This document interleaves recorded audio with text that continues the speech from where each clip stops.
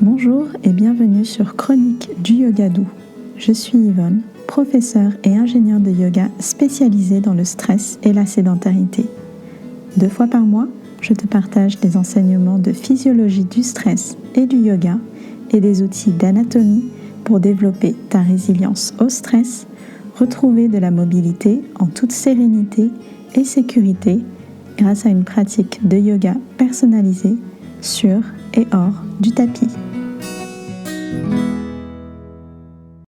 Bonjour et bienvenue dans ce nouvel épisode. C'est un des épisodes que j'ai pris le plus de plaisir à préparer, où j'ai pris le temps de décortiquer les choses pour t'expliquer mon raisonnement en profondeur. J'espère qu'il te donnera autant de plaisir à écouter. Quand on est sous stress chronique, on a tendance à négliger le fait de prendre soin de sa santé physique et mentale. J'ai pas le temps, c'est la première chose que j'entends. On se dit qu'on fera ça plus tard, mais finalement on ne le fait jamais. En tout cas, pas en prévention. Si toi aussi tu es dans cette situation où tu es souvent stressé au travail, mais que tu n'as jamais le temps de te relâcher, alors cet épisode est pour toi. Avant de commencer l'épisode, si tu sais que tu peux te libérer 5 minutes au bureau et que tu as envie d'apprendre à te relaxer dans ta tenue de travail, je t'invite à aller consulter le programme Stress Relief. C'est une boîte à outils d'exercices de yoga, méditation et respiration pour soulager tes symptômes de stress au bureau. Le lien est dans les notes de l'épisode. On revient donc sur notre sujet, l'erreur principale quand on est sous stress chronique. Cette erreur, c'est de ne rien faire. C'est d'ignorer ces symptômes, c'est de les laisser passer, parce que les effets vont s'accumuler avec le temps. Cette erreur, elle peut se décliner sous différents symptômes. C'est par exemple qu'on passe toutes nos soirées en mode couch potato à regarder Netflix. Ça peut être qu'on avance dans nos journées tête dans le guidon, qu'on ne lève pas du tout la tête, on travaille. Et ça peut être aussi qu'on attend de se reposer pendant les congés, qui seront dans 3 mois. Et si on décortique ces symptômes, dans le cas Netflix, c'est qu'on se distrait. Et c'est très bien de se distraire, on en a besoin, mais pas au détriment de sa santé. Ce qui se passe, c'est qu'on détourne le regard sur le problème de fond, qui est donc le stress chronique et ses symptômes, et on se donne un shot de dopamine avec les nouveautés Netflix pour se booster le moral. Donc on va être très à l'afflux des dernières séries, des dernières tendances, de ce qui vient de sortir. On détourne notre attention. Et du coup, on néglige le problème. Dans le deuxième cas, le cas tête dans le guidon, on pense qu'on est tellement sous l'eau, qu'il y a tellement de choses à faire, qu'on n'a pas le temps de penser à autre chose. Donc on n'a pas le temps de penser à soi-même, de penser à faire du sport, de prendre des pauses pendant la journée. Parfois, on n'a même pas le temps de déjeuner. Et on pense que c'est normal, qu'après tout, si on ne rend pas nos livrables à temps, ça va mal se passer. Et on peut aussi se dire que c'est normal d'une certaine manière, c'est le travail qui fait ça. Parce que le travail, c'est difficile et qu'on est censé en souffrir, et c'est ça notre souffrance. Et dedans, dans tout ça, on a parfois une mentalité un peu de combattant. On a l'impression qu'on traverse des épreuves les unes après les autres, certaines qui sont difficiles, et qu'au bout du tunnel, on sera récompensé. Et on ressent une certaine fierté à se dire qu'on a vaincu ces épreuves, qu'on les a surmontées, et qu'on est capable de faire autant, de donner autant.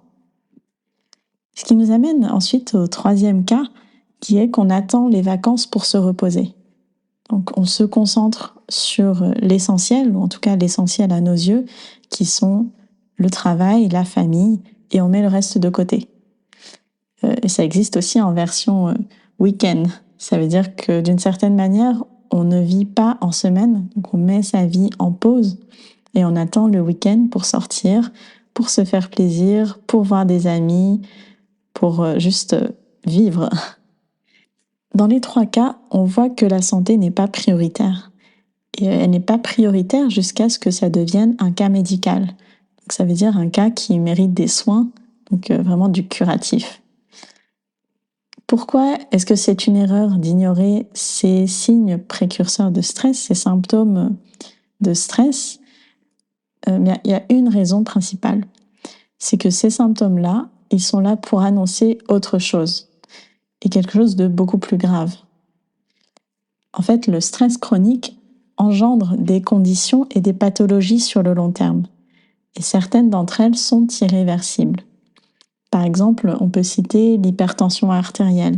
Ça favorise les cas de maladies cardiovasculaires ou neurocardiovasculaires sous leur nouveau nom, comme les infarctus, les AVC. Ça peut être aussi des troubles du métabolisme, comme le diabète. Et un peu en illustration, on a l'image du trader qui est donc sous stress chronique, clairement, avec des gros enjeux financiers derrière, et qui va avoir un infarctus ou une crise cardiaque à 45 ans. Donc bien sûr, c'est un cliché, mais c'est un cliché qui repose sur un certain nombre de cas qui se sont passés. Alors je ne dis pas que le stress chronique est la seule cause de ces conditions et maladies. C'est un des facteurs qui y contribue. Mais contrairement aux autres facteurs comportementaux, comme le régime alimentaire, le tabagisme, le sommeil ou l'alcool excessif, le stress chronique, c'est plus insidieux, parce qu'on ne s'en rend pas compte au début. C'est un choix qui est moins intentionnel, ou en tout cas moins visible, que de choisir ce qu'on va manger au dîner, de fumer ou pas une cigarette pendant la pause, ou de boire un verre de trop pendant les after-work. Alors comment on peut faire pour ne pas ignorer ces symptômes? Eh bien, en numéro 1, on va prioriser le plus important. Et le plus important, c'est soi-même. C'est sa santé physique et mentale. Et ça veut dire qu'on priorise notre santé par rapport aux autres aspects de la vie. Donc, c'est au-dessus de la famille, les amis et le travail. Parce que finalement, ces autres aspects dépendent de nous et de notre santé. Si par exemple, on est facilement irritable à cause du stress, ça va forcément avoir des répercussions sur nos relations. Si on n'est pas en forme physiquement et mentalement, notre travail va en souffrir aussi. Il va en souffrir en qualité, en délai, en efficacité. En fait, on est notre meilleur investissement. Notre santé, en tout cas, est notre meilleur investissement.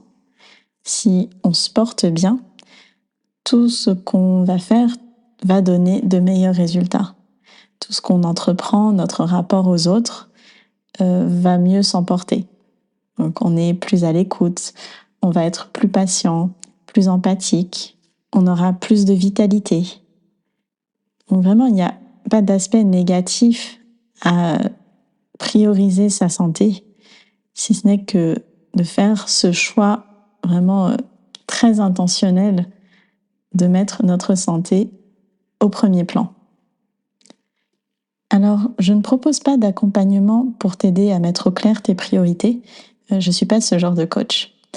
En revanche, si tu as fait ce travail et que tu souhaites savoir comment agir sur ton stress, quelles actions prendre, je suis là pour ça.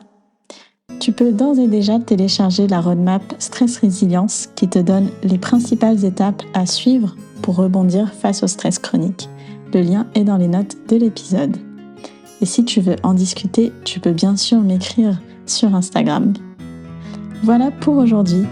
On se retrouve au prochain épisode.